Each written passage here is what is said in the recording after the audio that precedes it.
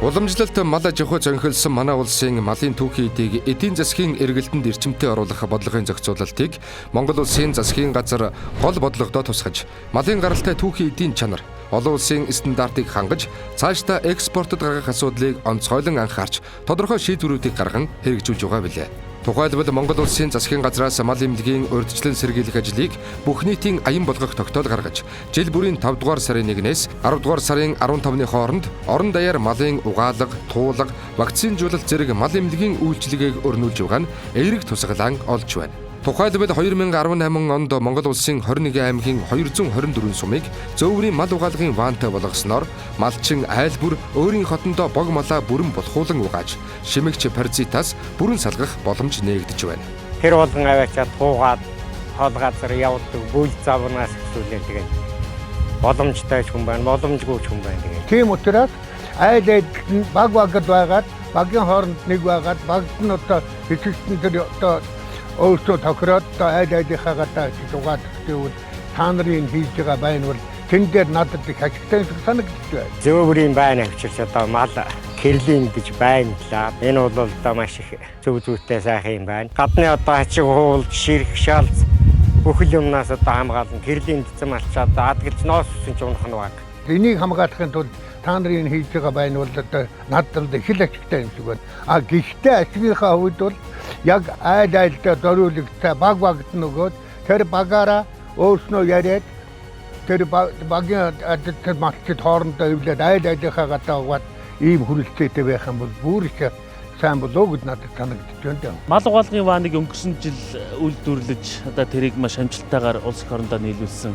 Тэр нь ч одоо үр өгөөж өгч Монгол орныхоо малыг одоо паразит одоо шимэгч хорхой гэх мэтчлэн одоо юмнаас салгах улс орондоо хэрэгтэй зүйлийг хийсэнтэй манай хамт олон бол маш их баяртай байдаг.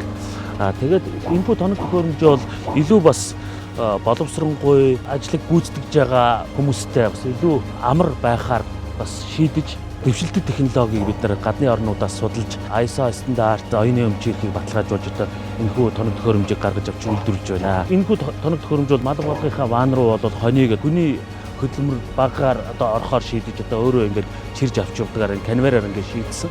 Энэ конвейер бол өөрөө зөвхөн одоо энэ мал угаалгын ваан руугаа чирж оруулахаас гадна универсал олон төрөлт үйлдэлийг хийж болно.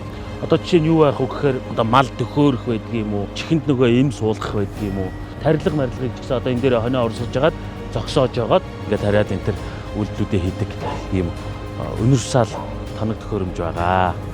Дэлхийн зах зээлд арьс болон арьс ширэн бүтээгдэхүүнийг хамгийн үн цэнтэй болгож байгаа Итали улсын хувьд дэлхийн хамгийн чанартай арьснуудыг цуглуулан жилдээ 1.3 тэрбум сквер фит арьс боловсруулан түүхийн эдийн эцсийн боловсруулалт болох савь болгож 5 тэрбум еврог эдийн засагтаа бий болгож 1 сквер фит арьсыг дунджаар 4 евро болгож байна. Гэтэл Монгол улсын хувьд жилдээ 16 сая мал нэдалж, үүний 80 гаруй хувийг анхан шатны боловсруулалт хийж, нэг хоньны арьсыг 2 ам долларч хүргэж чадахгүй буюу нэг сквер фит арьсыг 25 центч хүргэж чадахгүй байна. Ингэж чадахгүй байгаагийн гол шалтгаан юу вэ? Малын арьсны чанарт нөлөөлдөг шимэгч паразит, арьсны уургийн бүтцийг эвдэж буй хөлдөлт, ноос хаялт, мал эмнэлгийн нэгдсэн тогтмол менежмент, нэгдсэн технологи, бизнесийн стратеги байхгүй зэрэг нь түүхийн эдийн үн чанар муу байгаагийн гол шалтгаан болж байна. Бид дараагийн төвшөнд хэрхэн аваачиж түүхийн арьс ширээ дэлхийд өрсөлдөх үн цэнтэй болгож чадах вэ? Бидний хийсэн судалгаагаар орон даяар өрнөж эхэлсэн зөөврийн мал угаалгын ваантай мал эмнэлгийн үйлчилгээ харьцангуй үр дүнгээ өгч, ойрын 3 жилдээ бид эхний асуудал буюу малын арьсны чанарт нөлөөлдөг шимэгчээс салах боломж харагдаж байна. Харин дараагийн асуудал арьс ширний анхан шатны чанарын хамгаалалт буюу арьсны уургийн бүтцийг эвдэж буй хөлдөлтөөс хэрхэн сэргийлж, үнц нь болох нөөцөө бэлтгэлийн анхан шатанд нь стандартын дагуу бэлтгэж чадах вэ гэдэг асуулт тулгарч байгаа юм.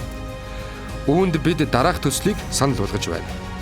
Нойтон арьс ширэнд 20 орчим төрлийн янз бүрийн бичил биетэн болон төрөл бүрийн бактериуд байдаг. Иймд түүхийн арьсны ялзрал явах нөхцөлийг хаах нь анхан шатны чанарын хамгаалалт юм. Энэхүү анхан шатны чанарын хамгаалалтыг бид Монгол орон даяар нэвтрүүлж, түүхийн эдийн засгийг нэмэгдүүлэе гэж зорж байна. Үүний тулд анхан шатны бэлтгэлийг татан төвлөрүүлэх 316 нэгжийг байгуулан тухайн сумынхаа малын тоо, түүхийн эдийн нөөц зэрэгт тулгуурлан анхан шатны чанарын хамгаалалт хийх ажлын талбай, түүхийн эдийг стандартын дагуу хадгалах, агуулгах зэргийг байгуулах саналтай байна. Мөн орон нутгийн чэнжүүдийн үйл ажиллагааг анхан шатны чанарын хамгаалалт хийх тал руу чиглүүлэн уялдуулж, нэгдсэн системтэй менежментийг хэрэгжүүлэхийг санал болгож байна. Мал эмнэлгийн ерөнхий газар хөдөө аж ахуйн биерж, орон нутгийн засаг захиргааны нэгж, хувийн хэвшил хамтраад хяналт үйлчилгээгээ нэгдсэн менежментээр хийвэл ямар үр дүнд хүрч болохыг одоо харцгаая.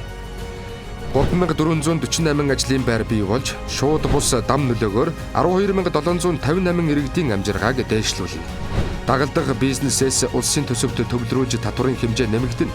Анхан шатны болон төв зэгт ноогдох нийгмийн даатгалын зардлын хэмжээ өснө. Дагалдах бизнесийн зах зээл дээр эргэлдэх нийт мөнгөн эргэцийн дүнг үлэмж нэмэх боломж бий.